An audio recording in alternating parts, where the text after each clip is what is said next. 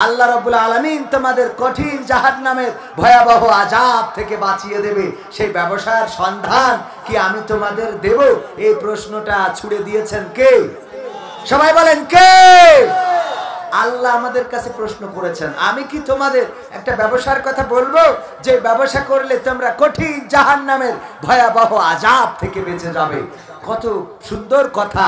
এত সুন্দর কথা পৃথিবীর কোনো মানুষ বলতে পারে না, এত সুন্দর কথা পৃথিবীর কোনো মানুষ বলে নাই, এত সুন্দর কথা কোনো কবি সাহিত্যিক বলে নাই। এটা কবি নজরুলের কথা নয়, রবীন্দ্রনাথ ঠাকুরের কথা নয়, এটা আল্লামা সাঈদীর কথা নয়, হাফিজুর রহমান সিদ্দিকীর কথা নয়, মামুনুল হকের কথা নয়। এই কথাটা কার?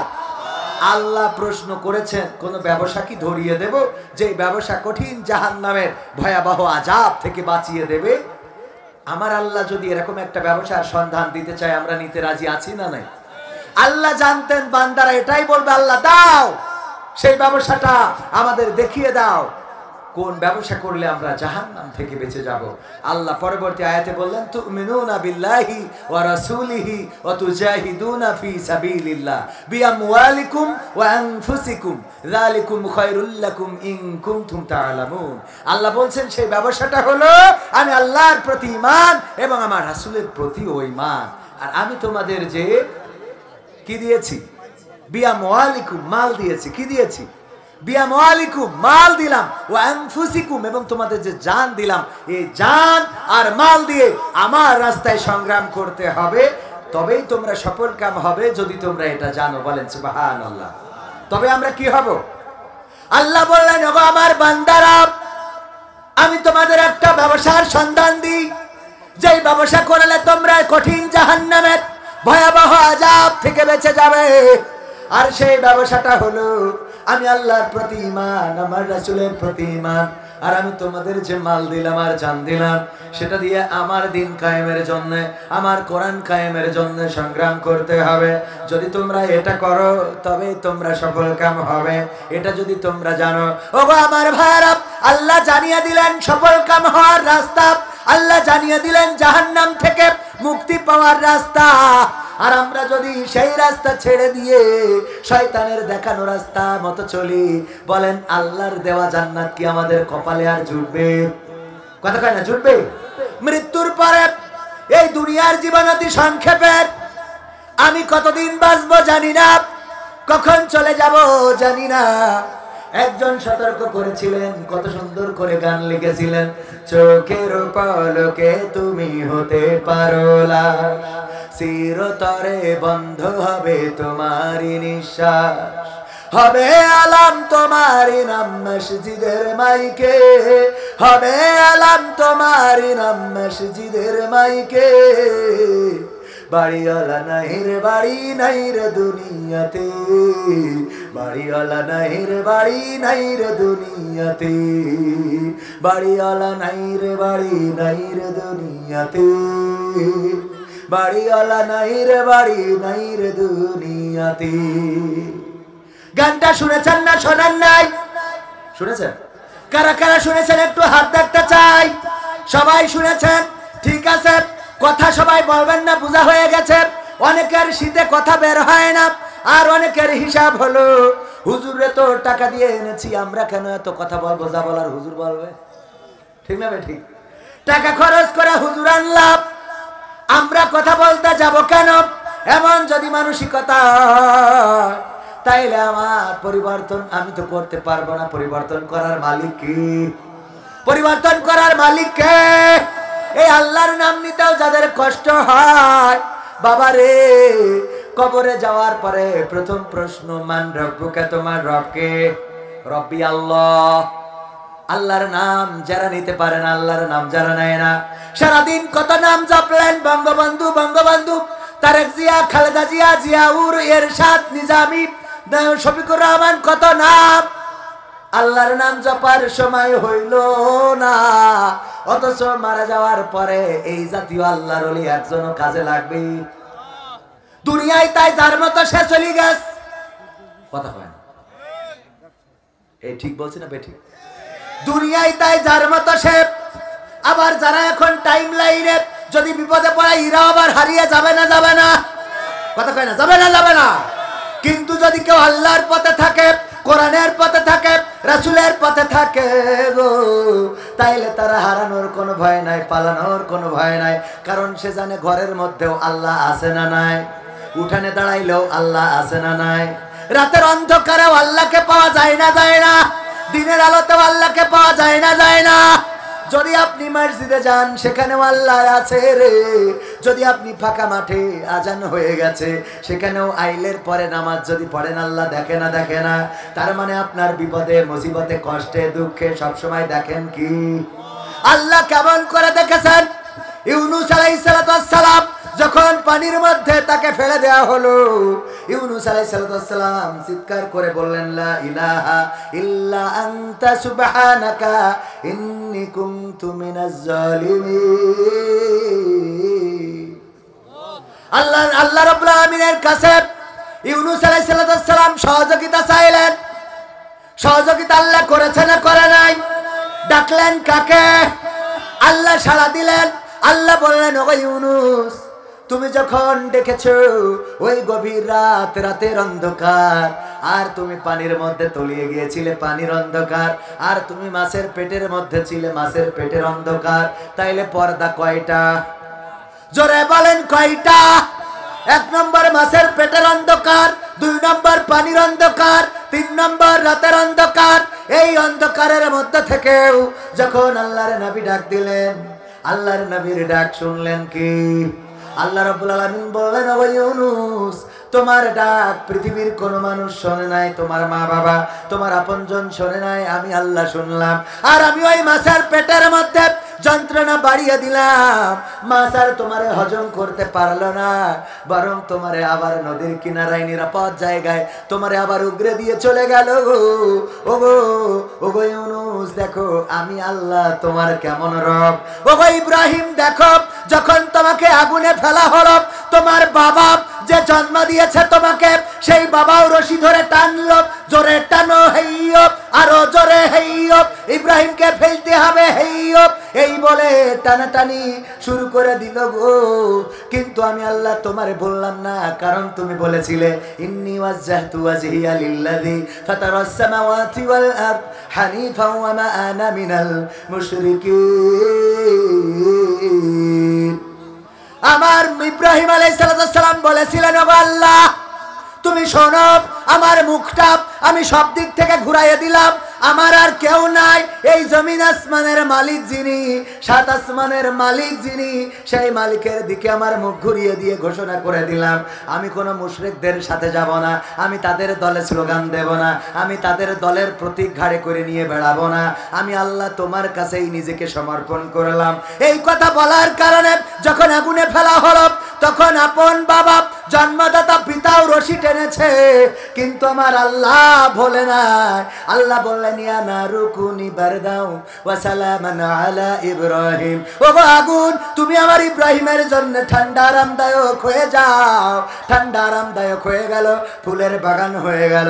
মুসা আলাইহিস সালাম যখন সাগরের কিনারায় অথবা নদীর কিনারায় দাঁড়ানো, সাহাবীরা বলল ওগো মুসা, বিপদে নিজেও পড়েছো, আমাদেরও ফেললে। মুসা আলাইহিস সালাম বললেন রব আছে, লা তাকনাতু মির রাহমাতিল্লাহ, আমরা আল্লাহর রহমত থেকে নিরাশ হতে পারি না। আল্লাহ রাব্বুল আলামিন বললেন মুসা, তোমার হাতে কি? বলল লাঠি, লাঠি দিয়ে বাড়ি দাও। রাস্তা হয়ে গেল।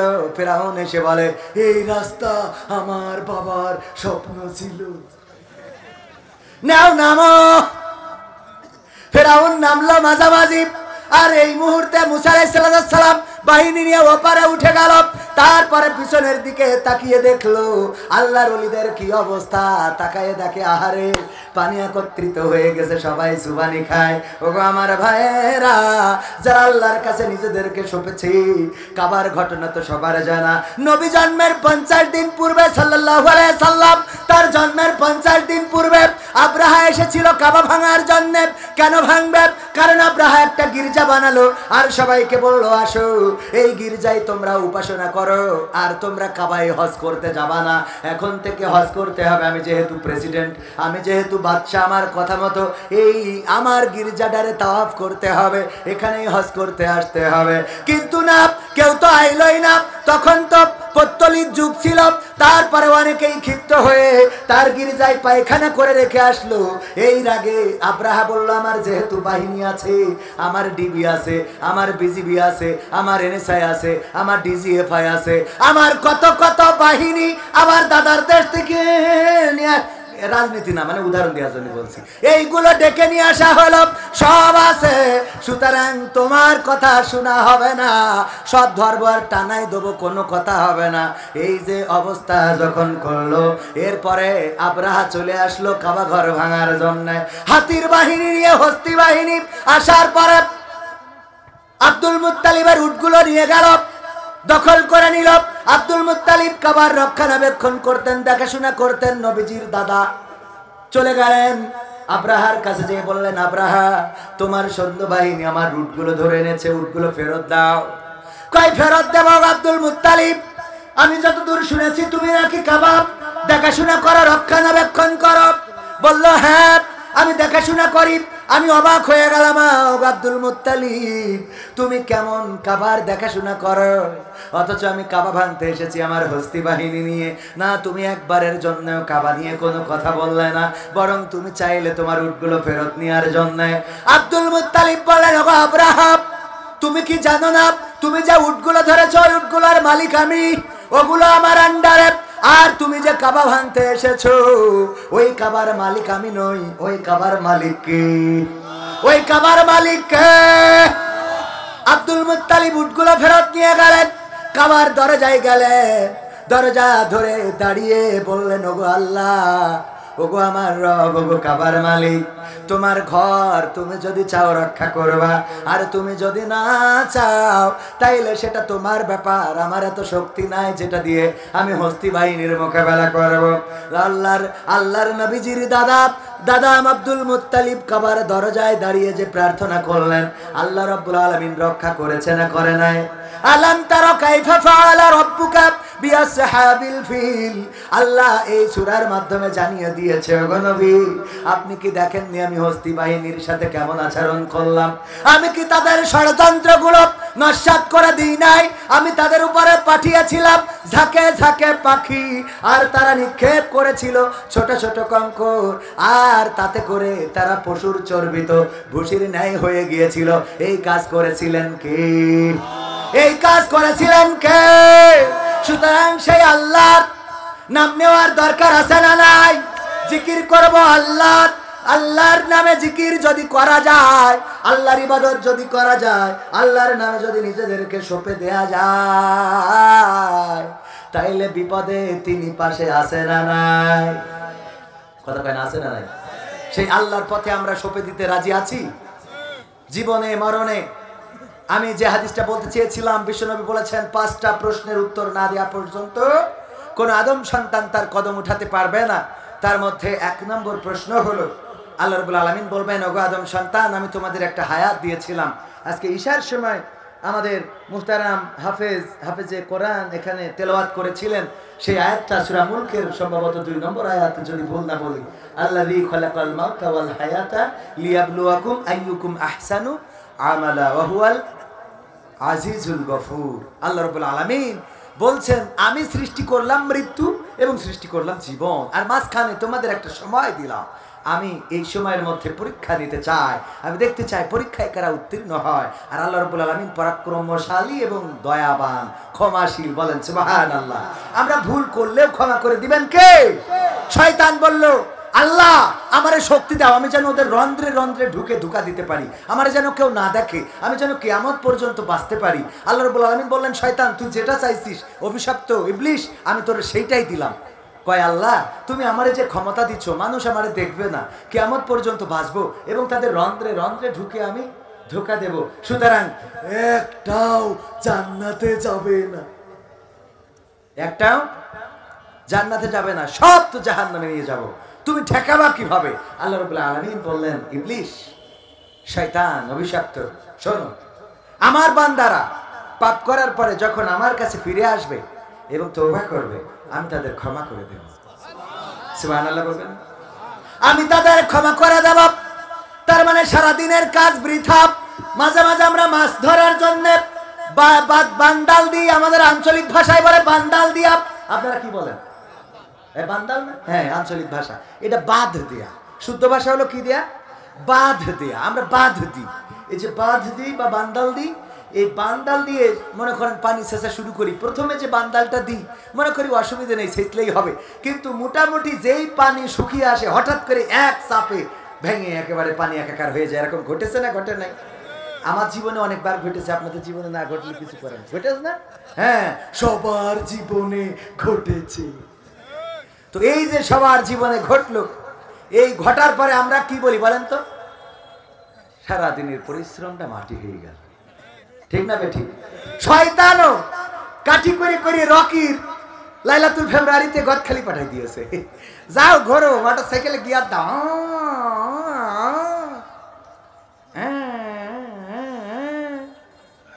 আছে না নাই? গিয়ার দিয়ে রাত্রি হঠাৎ মনে হয়েছে আল্লাহ আমি করলাম কি, এটা ঠিক হয় না। সিজদায় পড়ে গেছে, তওবা করলো। শয়তান খালি জিবে কি করলাম, সারাদিনের কষ্ট মাটি হয়ে গেল। আল্লাহ ক্ষমা করে দিয়েছে, শয়তানের কষ্ট মাটি হয়েছে না হয় না। তবে একটা বিষয়, শয়তানের যে ধৈর্য, এই ধৈর্য যদি আমাদের থাকতো আমরা সবাই সফল হইতে পারতাম। কি হইতে পারতাম? এত ধৈর্য, যেই লোকটা সারাটা জীবন 80 বছর তাহাজ্জুদের নামাজ পড়েছে, ইবাদত করেছে, রোজা রেখেছে, শনিবার সোমবার বৃহস্পতিবার সুন্নাত রোজা পর্যন্ত রাখে, শয়তানের কোনোদিন মনে হয়নি যে থাকা ও যেহেতু আল্লাহর পথে চলে গেছে ওরা ঝুঁকা না দিও, যাক করি খাক, এরকম ওর কোনোদিন মনে হয়নি। ও মরে যাওয়ার দিনে বলছে আজকে তো জহর পড়তে হবে না, যাহাই হবে না। কত বড় শয়তান, ঠিক না বেঠিক?